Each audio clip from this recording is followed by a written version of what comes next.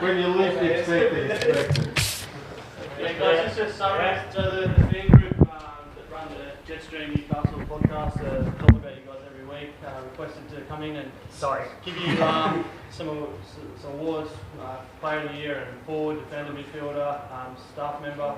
So if we're going to have Bo's come up to just help the grants out to present the awards and do some interviews afterwards as well. All right, cheers, guys.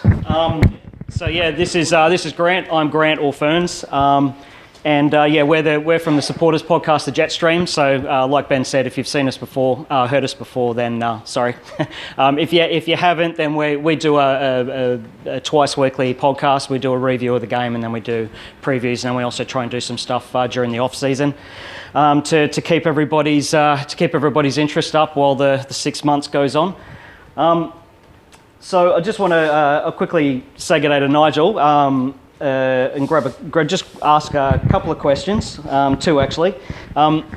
So from the playing group's perspective, obviously the season didn't turn out as we all hoped, but how are the feelings from the group overall as to how the season unfolded?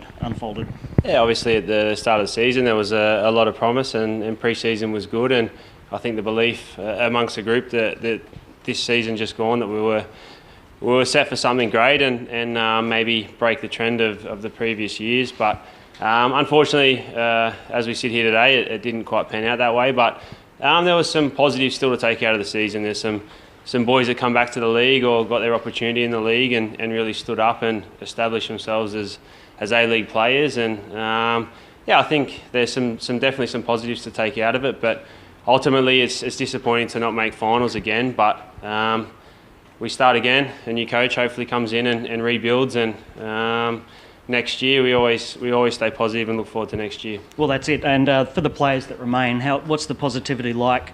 Looking forward to a new coach and new opportunities, and obviously some new players have already been announced, and a lot of players being mooted in the media as to might possibly also be joining. What's the mood amongst the players that are going to be hanging around? Yeah, there's the belief. There was belief all year. Obviously the results didn't go our way, but we always believed we were good enough with what we had in the squad to get results and to achieve a bit more than what we did. So we'll go into next season with the players that are still here, confident that a new coach will come in and take reins and obviously add to what's already here. And we'll start the season off confident and strong again. And we'll get back to where we were in the glory days. And I hate to refer to it all the time, but this town deserves to be back with a team that's fighting for top 6, top 4 and in the finals every year. And we'll get there. It's probably taken longer than everyone thought, but we will get there, and this playing group believes that. Fantastic. All right, now, the guys that come up when we present, we've got 6 awards to present. We won't be asking you the serious question I've just put on Nigel, but we will ask you to possibly throw a couple of your fellow players under the bus. But so in that vein, the first question, Nigel, for you, the tradition is obviously that any new players that join the group will get up in front and sing a song of their own choosing. So obviously you've been here for a couple of years now. Who had the best performance and who had the worst performance? Best performance. To be fair, Lele actually could sing quite well. We didn't understand what he was saying, but he was actually quite decent. Yep. The worst by far, and probably the worst I've ever seen in my whole career, was probably Labby. Because was that performance or song choice? Well, or Labby sang 3 different songs in 3 different languages, and it was all in the space of about 30 seconds. So it was entertaining, and Labs always brings a level of entertainment to the group. So it was funny, but yeah, it was horrendous. Good stuff. All right. Okay, so like I said, we've got 6 awards we're going to present. So the first award, and the first 5 were all voted on by our supporters via an online poll. So it's all completely open to anybody to vote for. So the first trophy we're going to award was for Defender of the Season, and that goes to Jack Duncan.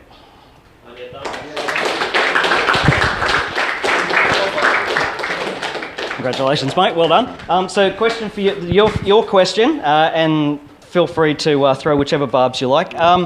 Best and worst dressed player.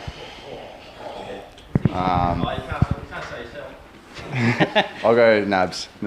Yeah. Best dressed. Best dressed. And who's the worst? Worst dressed.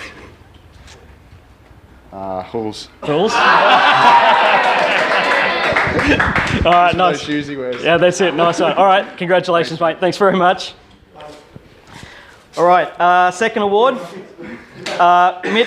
midfielder of the season, and it was a pretty clear winner in this one was Stephen Ugarkovic.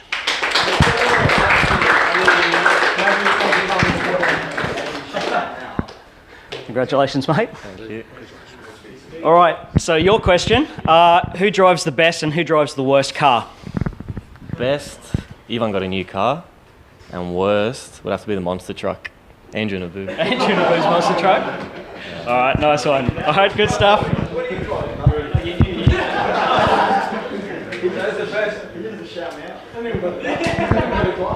All right, so the forward player of the season. This one was also a pretty easy category, and that winner was Andrew Nabbout.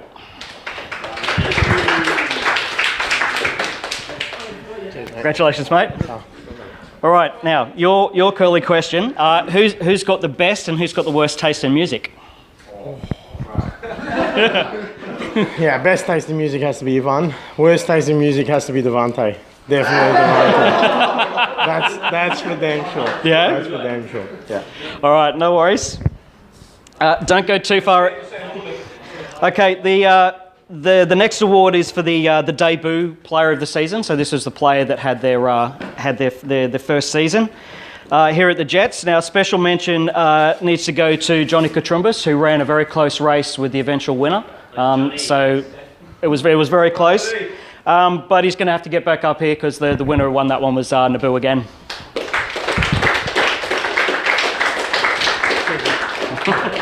Two awards. All right, so just one question for this one, yeah? Who's got the most annoying habit?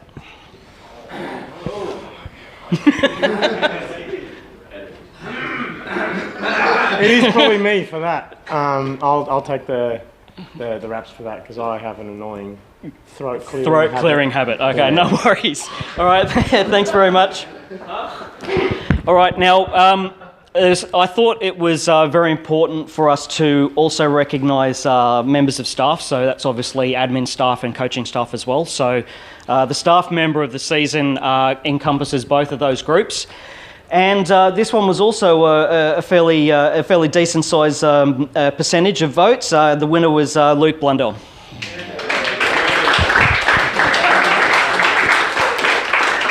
Congratulations, mate.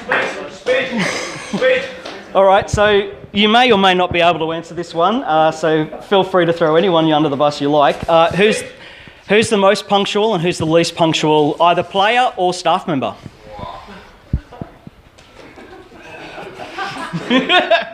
Most punctual was Christian, because he turned up 40 minutes early for something once. And, God, I don't know about least punctual. Who's always rocking up late? Yeah, come on, Luke. Come on, mate. Laurie? You can throw Laurie under the bus. He always comes in late. Laurie? Yeah. Okay, Laurie McKenna. Well done. And you know he's always on the internet, so you'll see that later on. All right. So the final award is obviously Player of the Season. Now this one's voted a little differently. The supporters website, newcastlefootball.net, has a man of the match thread for every game. So for every 27 rounds, players get allocated 3 points, 2 points and 1 point. It gets tabulated across the whole season and then the winner gets announced. And the winner for this one, Player of the Season from the supporters, a big hand for Stephen Ugarkovic.